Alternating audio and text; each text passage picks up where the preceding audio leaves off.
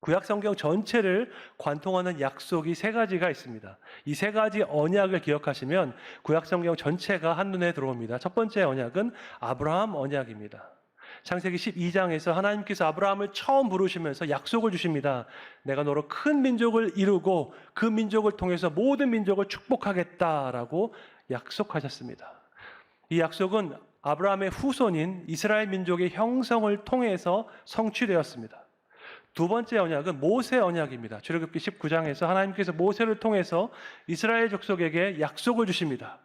너희는 모든 민족 중에서 나에게 제사장 나라가 되고 거룩한 백성이 될 것이다 라고 약속하셨습니다. 이 약속은요, 구약 성경 전체를 관통하는 이스라엘 민족의 정체성이 되었습니다. 이후에 모든 구약 성경과 구약의 선지서는요, 이스라엘이 하나님의 거룩한 백성이다라는 이 사실 위에 기록되었기 때문입니다. 세 번째 약속은 다윗 언약입니다. 사무엘하 7장에서 하나님께서 다윗 왕에게 놀라운 약속을 주십니다. 내 집과 내 나라와 내 왕위가 영원히 견고할 것이다 라고 약속하셨습니다. 이 약속은요, 다윗 왕가를 향한 약속이기도 하지만 궁극적으로는 다윗의 후손으로 오시는 예수님을 향한 약속입니다. 예수님께서 성취하신 그 하나님의 나라가 영원히 쇠하지 않고 견고할 것이라는 약속입니다. 구약과 신약을 비교하는 사람 중에서요, 이렇게 말하는 경우가 있습니다. 구약은 율법의 시대이고 신약은 은혜의 시대이다라고 주장하는 학자들이 있습니다. 구약 시대에는 율법을 지킴으로써 의롭게 되었고 신약 시대에는 은혜, 예수님의 은혜를 받음으로써 의롭게 되었다는 것입니다. 이 말은 그럴듯하게 들리지만 신학적으로 옳지 않습니다. 왜냐하면 구약도 은혜의 시대이고 신약도 은혜의 시대이기 때문입니다. 오늘 본문은 이 사실을 명확하게 보여주고 있습니다. 출애굽기 19장은요, 모세가 율법을 받기 이전의 이야기입니다. 이스라엘 민족에게 율법을 주시기 이전에 하나님께서 이렇게 말씀하십니다. 출애굽기 19장 4절 말씀 함께 읽겠습니다. 내가 애굽 사람에게 어떻게 행하였음과 내가 어떻게 독수리 날개로 너희를 업어 내게로 인도하였음을 너희가 보았느니라. 아멘. 하나님께서 이스라엘 민족을 애굽에서 시내산으로 인도했다고 말씀하십니다. 어떻게 인도하셨지요? 독수리 날개에 업어서 인도하셨다라고 말씀하고 있습니다. 독수리는 모든 새 중에서 가장 강인한 새입니다. 그 날개로 업어서 인도했으니 가장 안전하고 가장 확실하게 이스라엘을 인도하셨습니다. 그런데 신명기에 보면 또 한 번 독수리의 날개가 나옵니다. 신명기 32장 11절 말씀 함께 읽겠습니다. 마치 독수리가 자기의 보금자리를 어지럽게 하며 자기의 새끼 위에 너풀거리며 그의 날개를 펴서 새끼를 받으며 그의 날개 위에 그것을 엎는 것 같이. 아멘. 우리는 히브리어를 잘 모르기 때문에 이 말씀을 보면 그냥 그런가 보다 합니다. 하지만 히브리어를 아는 사람이 이 말씀에서 너풀거리며 라는 단어를 보면 생각나는 구절이 있습니다. 바로 창세기 1장 2절 말씀입니다. 함께 읽겠습니다. 땅이 혼돈하고 공허하며 흑암이 깊음 위에 있고 하나님의 영은 수면 위에 운행하시니라. 아멘. 신명기 32장의 너풀거리며와 창세기 1장의 운행하시니라가 히브리어로 같은 단어 라하프라는 단어입니다. 또한 신명기 32장에 사용된 광야라는 단어와 창세기 1장에 나오는 혼돈이라는 단어가 히브리어로 같은 단어입니다. 이것이 무슨 뜻입니까? 태초에 땅이 혼돈할 때 그곳에서 역사하시고 운행하셨던 하나님께서 이스라엘 민족이 광야를 지나갈 때 거기에서도 역사하시고 보호하셨다는 뜻입니다. 성경은요, 성령 하나님을 묘사할 때 새 이미지를 사용해서 묘사합니다. 독수리가 날개를 펴서 너풀거리듯이 성령 하나님께서 이스라엘 민족을 광야 가운데서 지키셨습니다. 그리고 1500년 이후에 예수님께서 광야에서 세례를 받으실 때 성령께서 어떻게 임하셨지요? 비둘기같이 임하셨습니다. 놀랍지 않습니까? 성경에는요, 우리가 상상할 수도 없는 놀라운 진리가 다 연결되어 있습니다. 평생 동안 연구해도 다 알 수 없는 것이 바로 하나님의 말씀인 성경입니다.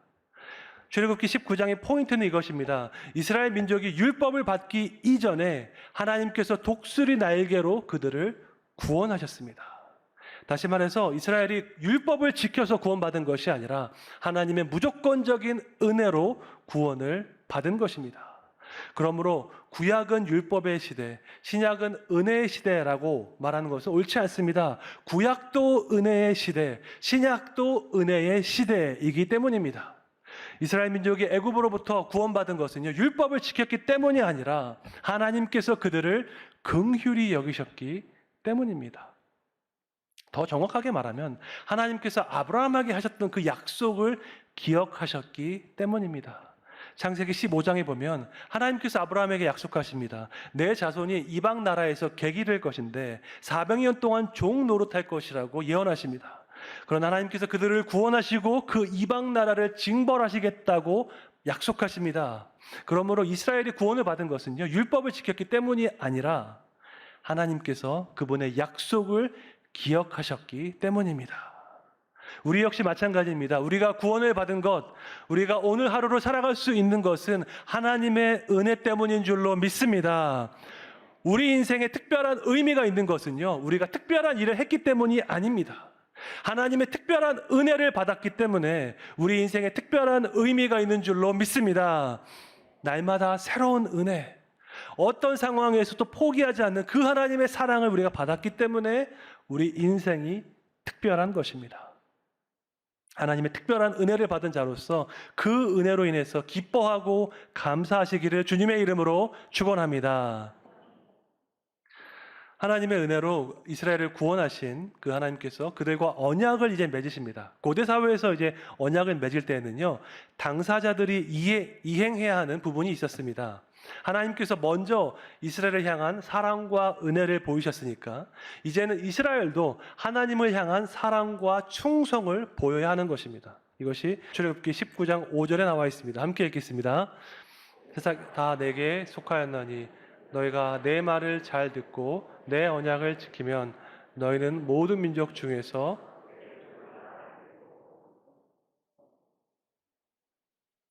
은혜로 이스라엘을 구원하신 하나님께서 이제 그들에게 순종을 요구하십니다. 그분의 말씀을 잘 듣고 그분과의 그 언약을 지킬 것을 요구하십니다. 그렇게 할 때 이스라엘 민족이 모든 민족 중에서 내 소유가 될 것이다 라고 말씀하셨습니다. 여기에서 내 소유라는 표현이요, 영어로 보면은 my treasured possession 이라고 되어 있습니다. 보물과도 같이 특별한 나의 소유라는 뜻입니다. 이것은 고대 사회에서요, 왕이 특별하게 아끼는 금, 은, 보석을 가리킬 때 사용한 말입니다. 그 나라의 모든 것이 왕의 것이지만 그 중에서도 왕이 특별하게 아끼는 보물이 있었습니다. 마찬가지로 하나님께서 우주의 왕으로서 모든 것을 소유하셨지만 이스라엘을 특별하게 생각하시고 사랑하신다는 뜻입니다. 어떤 사람은 이 말을 들으면 마음이 불편할 수 있습니다. 하나님이 모든 민족을 공평하게 사랑해야지 왜 이스라엘을 특별하게 사랑하실까? 왜 이스라엘만 선택해서 그들을 편애하실까라고 질문할 수 있습니다. 하지만 이것은 하나님의 선택을 오해한 것입니다. 하나님께서 누군가를 선택할 때에는요, 그 사람만 더 사랑하기 때문이 아니라 그를 통해서 많은 사람을 축복하기 위해서입니다.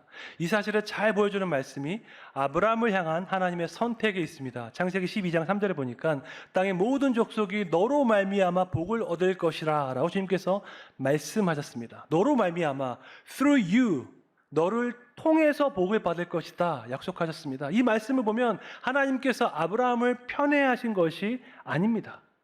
하나님의 선택은 그 사람을 향한 편애가 아니라 그를 통해서 모든 민족을 축복하기 위한 목적에 있습니다. 우리 하나님은요, 공의로우시기 때문에요, 특정 개인이나 특정 민족을 편애하지 않습니다. 다만 하나님의 구원의 역사를 이루기 위해서 특정 개인이나 민족을 선택하십니다. 택하신 자들을 통해서 하나님이 어떠한 분이신지를 나타내시고 하나님의 그 구원의 길을 온 세상 가운데 드러내시는 것입니다. 그러므로 하나님의 선택을 받은 사람들에게는요, 특별한 사명이 있습니다. 그것은 바로 순종입니다. 출애굽기 19장 5절에 보니까 너희가 내 말을 잘 듣고 내 언약을 지키면 이라고 주님께서 말씀하고 계십니다. 혹시 여러분 중에 하나님께 특별하게 사용받기 원하시는 분이 계십니까? 방법이 있습니다. 그것은 하나님의 말씀에 특별하게 순종하는 것입니다. 이것은 성경이 증거하고 기독교 역사가 증거하는 사실입니다. 하나님께 특별하게 사용받은 사람들에게 공통점이 한 가지 있는데 그것은 하나님께 특별하게 순종하는 것이었습니다. 미국 국립의학도서관에서 발행하는 학술지가 있습니다. 그 학술지 2017년 3월호에 보면요, 루이스 헨리 세브란스에 관한 논문이 나옵니다. 그는 이제 세계적인 석유회사 스탠다드 오일을 창업한 사람으로서 어마어마한 부자였습니다. 세브란스가 62세가 되었던 1900년도 4월 달에 뉴욕에서 국제 선교 대회가 열렸습니다. 그 선교 대회에서 당시 조선에서 의료 선교를 하던 올리버 에이비슨 박사가 연설을 했습니다. 우리나라 최초의 서양식 병원인 광해원이 이제 제중원으로 이름을 바꿨는데요. 에이비슨 선교사는 제중원 원장으로 사역하고 있었습니다. 그는 조선에 서양식 그 병원이 너무나도 절실하게 필요하고 의료인을 양성할 의과대학이 필요하다고 그 선교 대회에서 연설했습니다. 그 연설을 들은 루이스 세브란스는 마음에 감동을 받고 이것이 하나님의 뜻이라는 확신을 가졌습니다. 그래서 에이비슨 선교사에게 조선에 병원을 세우려면 얼마가 드는지 물었습니다. 에이비슨 박사가 1만 달러가 필요하다고 말했고 세브란스는 그 자리에서 그 돈을 기부했습니다. 그런데 청일전쟁의 여파로 인해서 물가가 많이 오르게 되었고요. 5천 달러가 더 필요했습니다. 세브란스는 그 비용도 후원했고 병원이 완공된 이후에는 의료 장비와 내부 시설을 위해서 3만 달러를 더 후원했습니다. 그렇게 지어진 병원이 오늘날까지 있는 연세 세브란스 병원입니다. 하나님께 큰 복을 받은 루이스 세브란스는요, 그것으로 자기 자신만을 위해서 살지 않았습니다. 막대한 부를 가졌기 때문에 어쩌면 돈을 향한 그 유혹이 더 컸을 텐데 그는 돈을 사랑하지 않고 하나님을 사랑하며 하나님의 뜻에 순종했습니다. 세브란스가 평생에 가장 사랑했다는 성경 구절이 있습니다. 사도행전 20장 35절 말씀입니다. 함께 읽겠습니다. 주 예수께서 친히 말씀하신 바 주는 것이 받는 것보다 복이 있다 하심을 기억하여야 할지니라. 아멘. 여러분은 이 말씀이 진리임을 믿습니까? 머리로만 믿습니까? 아니면 마음으로도 믿습니까? 아니면 실천해 보았기 때문에 경험적으로 믿습니까? 주는 것이 받는 것보다 복이 있다는 이 말씀을 실천해서 이 말씀이 얼마나 진리인지를 경험해 보시기를 주님의 이름으로 축원합니다. 특별한 은혜로 구원을 받은 우리에게는요, 특별한 사명이 주어졌습니다. 그것은 하나님을 사랑하고 그분의 말씀에 순종하는 것입니다. 우리가 하나님께 순종할 때 이 세상은 하나님의 그 아름다움을 보게 될 줄로 믿습니다. 여러분 모두 주님께 전심으로 순종하여서 하나님의 보물과도 같이 귀하게 쓰임받기를 주님의 이름으로 축원합니다. 하나님께서 이스라엘에게 사명을 주시며 또한 특별한 약속 또한 주셨습니다. 장차 그들이 이 세상에서 어떠한 역할을 감당하게 될지 주님께서 약속하셨습니다.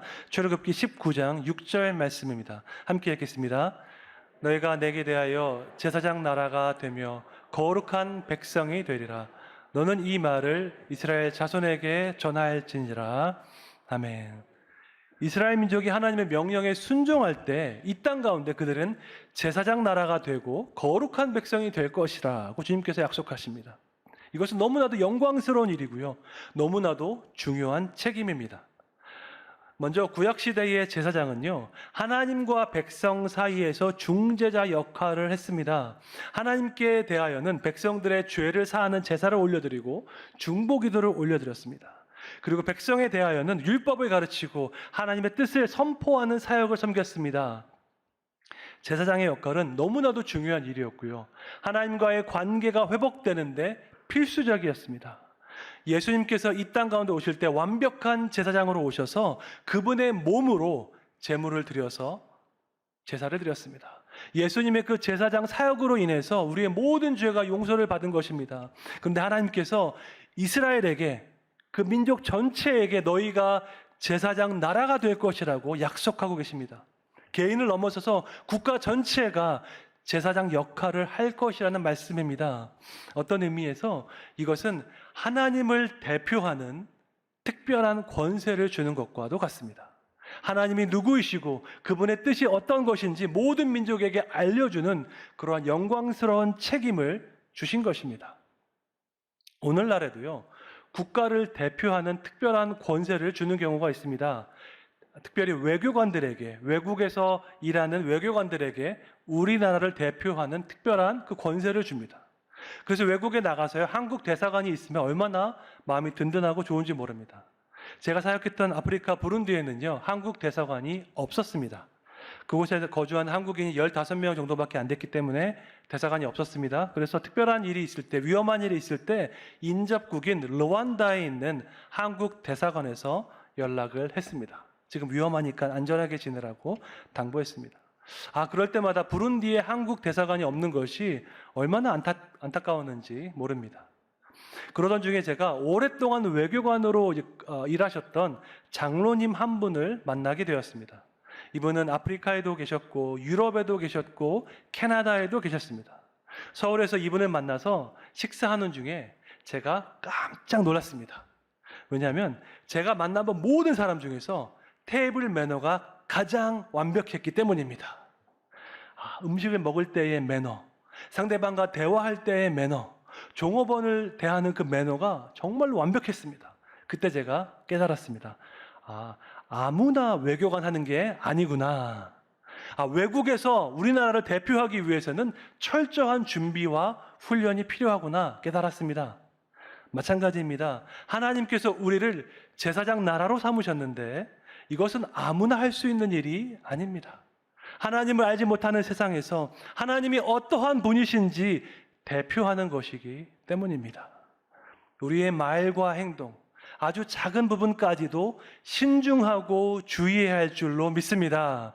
세상은요, 우리를 통해서 하나님이 어떠한 분이신지 인식하기 때문입니다. 우리가 교회 안에서 할 수 없는 그 말들이 있죠. 교회 안에서 할 수 없는 말은요, 교회 밖에서도 절대로 해서는 안 됩니다. 교회 안에서의 삶과 교회 바깥에서의 삶이 일치할 때 그때 우리는 세상에서 빛과 소금으로 살아갈 수 있습니다. 제사장에게 또 다른 중요한 사명이 있는데 그것은 바로 중보기도입니다. 제사장은 백성들을 위해서 기도하는 중요한 책임을 받은 사람이기 때문입니다. 두 번째로 하나님은 우리가 거룩한 백성이 될 것이라고 약속하셨습니다. 여러분, 거룩은요, 하나님의 중요한 속성입니다. 이 세상 모든 만물과 구별되는 하나님의 완전한 영광을 한 단어로 성경은 거룩이라고 말하고 있습니다. 그래서 요한계시록 4장에 보면 천국 보좌에서 천사들이 하나님을 찬양할 때 하는 말이 거룩하다, 거룩하다, 거룩하다입니다. 그런데 그 거룩하신 하나님께서 이스라엘 민족을 향해서 이렇게 말씀하십니다. 너희는 거룩한 백성이 될 것이다. 이 말씀은 어떤 의미일까요? 히브리어로 거룩이요, 카도시인데요. 여기는 크게 두 가지 의미가 있습니다. 첫째로 죄와 악으로부터의 분리라는 뜻이 있고요. 둘째로 특별한 목적을 위한 구별이라는 뜻이 있습니다. 죄 없이 깨끗하고 순결한 것을 말할 때 우리가 카도시라고 말합니다. 또한 하나님의 특별한 목적을 위해서 무언가를 구별할 때에도 우리는 카도시라고 말합니다. 하나님께서 너희는 거룩한 백성이 될 것이다 하실 때에는 이 두 가지 모두를 포함한 것입니다. 깨끗하고 순결한 상태인 동시에 하나님의 특별한 목적을 위해서 구별되었다는 것을 뜻합니다. 하나님께서 우리를 보실 때요, 거룩한 하나님의 백성이 되는 그 꿈을 가지고 우리를 보십니다.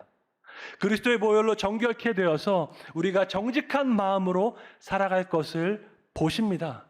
하나님의 목적을 위해서 구별되어서 온전하게 주님께 헌신되어서 살아가는 그 모습을 미리 보십니다.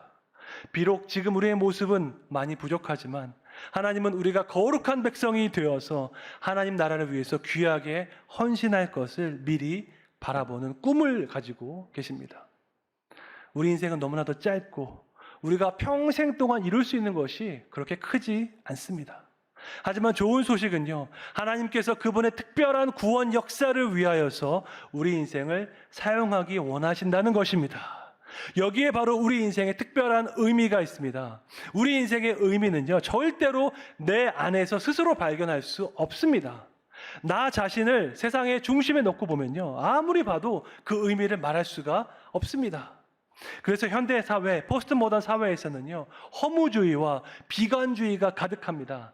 나 자신을 중심으로 보니까요, 인생의 의미를 말할 수 없기 때문입니다. 그러니까 말하는 것이 그냥 지금 이 순간을 즐기며 살자. 오늘 하루 행복하게 욜로 그렇게 살자 말하는 것입니다. 저는 그 단어들을 들을 때마다 그 안에 숨어있는 허무주의와 비관주의를 느낍니다. 그저 주말에 맛집에 가고 분기별로 해외여행 가는 것으로 우리가 행복할 수 없습니다. 왜냐하면 인간은요, 단지 맛있는 음식을 위해서 사는 존재가 아니기 때문입니다. 모든 사람에게는 내가 왜 살아야 하는지 그 인생의 의미와 목적을 알고 싶은 소원이 있습니다. 그 소원은 우리를 창조하시고 우리를 구원하신 하나님의 뜻 안에서 발견되는 줄로 믿습니다. 내 인생의 의미는 내가 속한 그 스토리 안에서 발견되는 것입니다. 이것이 바로 메타 내러티브의 힘입니다. 비록 우리 인생은 짧고 유한하지만 하나님 나라의 영원한 그 구원 이야기 안에 속했다면 그 안에서 내 인생에는 특별한 의미가 있는 것입니다. 하나님의 거룩한 백성으로 살아가기 원하십니까? 그렇다면 여러분 자신을 구별하여 드리면 됩니다. 여러분의 시간을 구별하여 하나님께 드리면 됩니다. 여러분의 재정을 구별하여서 하나님께 드리면 됩니다. 그냥 드리는 것이 아니라요, 구별하여서 드리는 것입니다. 나에게 일주일이라는 시간이 있지만 그 중에서 주일을 거룩하게 구별하여서 하나님께 드리는 것입니다. 나에게 월급이란 돈이 있지만 그 중에서 11조를 거룩하게 구별하여서 하나님께 드리는 것입니다. 특별한 목적을 위해서 구별하여 드리는 것이 바로 거룩한 백성의 삶이기 때문입니다. 국제 웩 선교회를 설립한 C.T. 스터드는 이런 말을 했습니다. 오직 한 번뿐인 인생 속히 지나가리라. 오직 그리스도를 위한 일만이 영원하리라 라고 말했습니다. 목회자로 사역하다 보면요, 장례 예배를 많이 인도하게 됩니다. 최소한 한 달에 2-3번은 장례식에 가서 예배를 인도합니다. 장례 예배를 인도할 때마다 C.T. 스터드의 이 말이 얼마나 진리인지 깨닫습니다. 한 번뿐인 우리 인생 너무나도 빨리 지나갑니다. 며칠 안 된 것 같은데 벌써 10년이 금방 지나갔습니다. 여러분, 지난 한 번 10년 동안 뭐 했나 돌아보십시오. 생각에 남는 것이 그렇게 많지 않습니다. 그런데 그리스도를 위해서 했던 일은 기억이 납니다. 그때 내가 교회를 위해서 이런 일을 했었지. 그때 내가 선교사님을 위해서 이런 헌신을 했었지. 우리 인생이 끝나는 날 무엇이 기억에 남을까요? 오직 그리스도를 위해 했던 일만 기억에 남는 줄로 믿습니다. 그리스도의 사랑을 전하기 위해서, 복음을 전하기 위해서 나의 시간을 구별하여 드리고 나의 재정을 구별하여 드린 것만이 기억에 남을 줄로 믿습니다. 구약에서 가장 중요한 그 시내산 언약을 맺을 때 하나님께서 이스라엘에게 2가지 약속을 주셨습니다. 그들이 이 언약에 순종하면 제사장 나라가 되고 거룩한 백성이 될 것이라고 약속하셨습니다.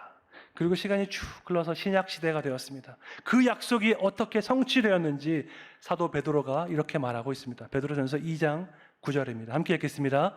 그러나 너희는 택하신 족속이요 왕 같은 제사장들이요 거룩한 나라요 그의 소유된 백성이니 이는 너희를 어두운 데서 불러내어 그의 기이한 빛에 들어가게 하신 이의 아름다운 덕을 선포하게 하려 하심이라. 아멘. 이 말씀에 보면 출애굽기 19장에 있는 그 모든 내용이 다 나와 있습니다. 하나님의 선택, 왕 같은 제사장, 거룩한 나라, 그의 소유된 백성, 이 모든 것의 목적은요, 우리를 죄와 사망에서 구원하신 하나님의 아름다운 덕을 선포하게 하려 하심입니다.